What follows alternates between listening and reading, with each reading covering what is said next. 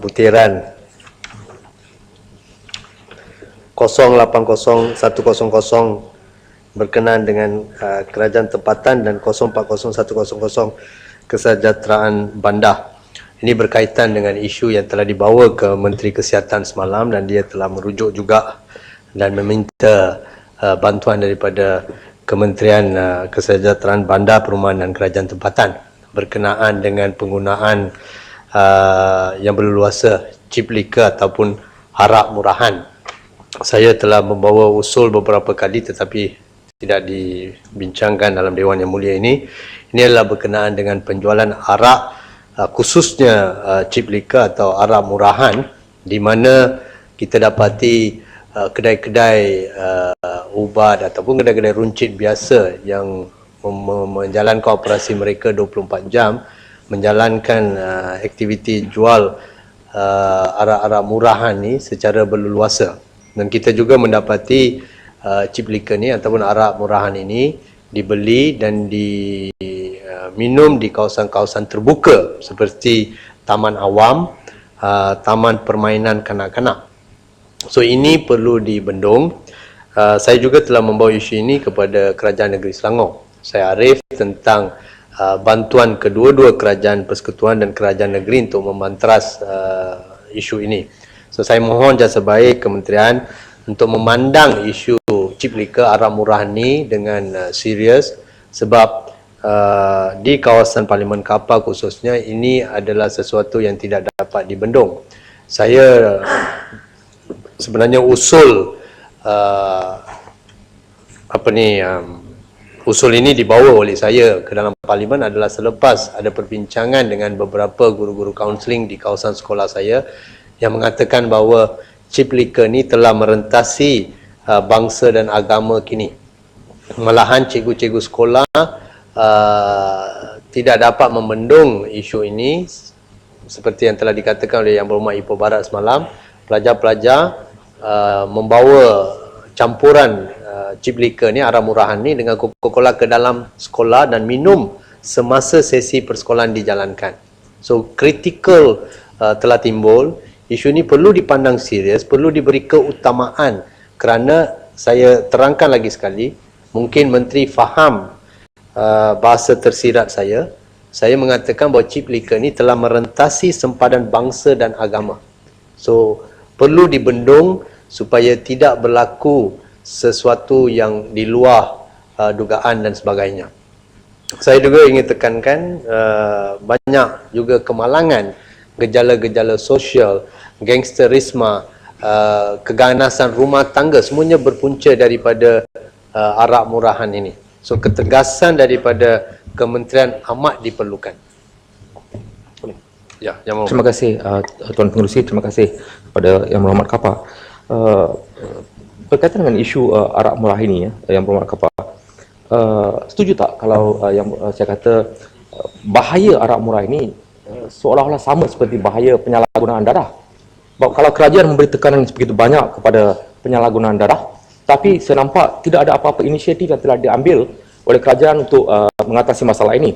Pada hari ini, arak murah ini boleh beli dengan harga RM5 yang mempunyai kandungan alkohol lebih kurang 40%, dan saya rasa ini adalah cukup bahaya. Dan baru-baru ini isu vape telah dibangkitkan dan telah mendapat perhatian seluruh negara. Tetapi perkara ini telah pun kita bangkitkan banyak kali dalam Dewan, tetapi sehingga hari ini saya tak nampak apa-apa tindakan yang telah diambil. Apa pandangan Yang Berhormat berkaitan dengan isu ini? Terima kasih Yang Berhormat Ipoh Barat. Merentasi kaum dan agama. Ya. Terima kasih Tuan Pengerusi dan juga saudara Kapar. Saya nak tambah sedikit daripada apa yang dikatakan oleh Batu Gajah tadi. Sebab saya sendiri juga terlibat dengan NGO-NGO yang ingin membantras masalah fenomena arak murah ini.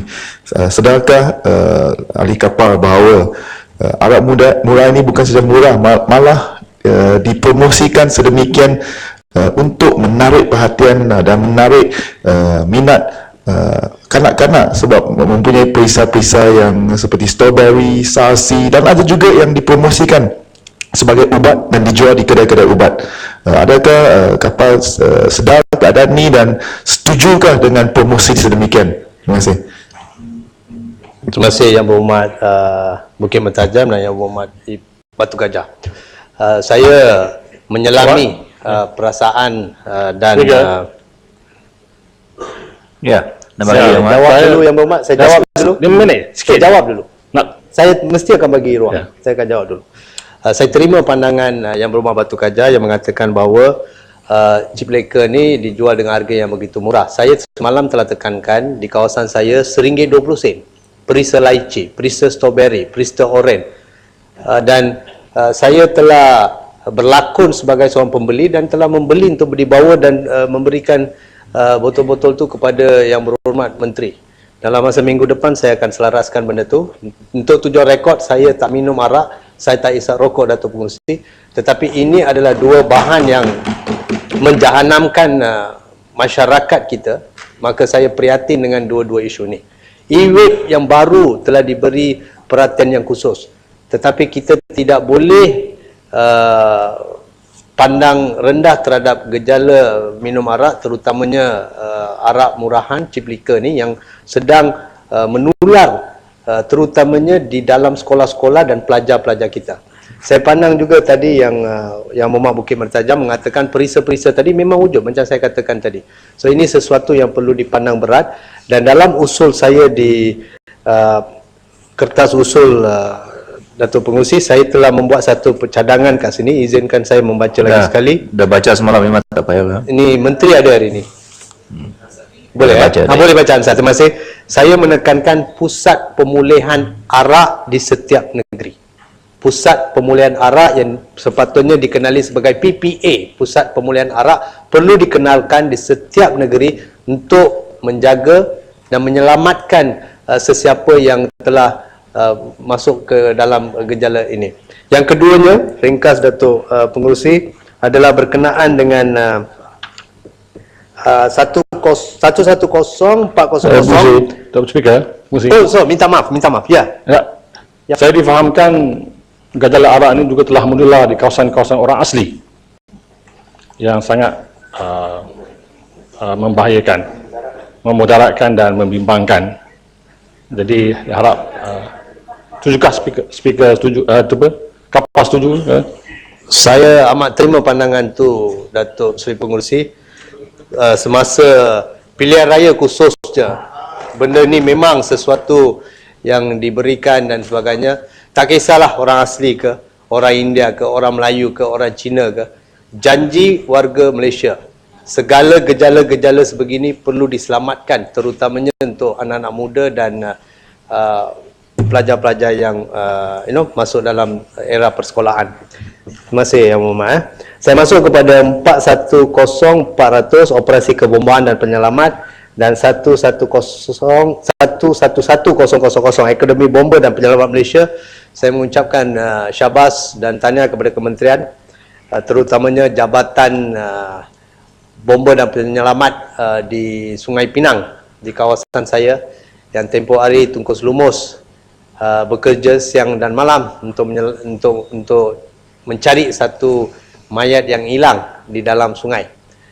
Komitmen yang diberikan oleh Jabatan Bomba dan Penyelamat terutamanya dari Sungai Pinang ni memang dialu-alukan. Ini adalah di antara beberapa kes yang saya telah bersama-sama mereka dan mereka telah menunjukkan satu komitmen yang tinggi. Saya ucapkan syabas kepada Ketua Balai Bomba dan Penyelamat Sungai Pinang. Saya minta beliau teruskan dan mengalu-alukan kewibawaan beliau untuk membantu rakyat Kapar. Pada waktu yang sama, saya ingin menanyakan tentang satu balai bomba dan penyelamat di Meru, sebab kepadatan penduduk sekarang Datuk Seri Pengerusi saya difahamkan hampir 600,000. Maka kita perlukan satu bomba di kawasan Meru. Minta pandangan dan budi bicara daripada kementerian. Terima kasih Datuk Pengerusi.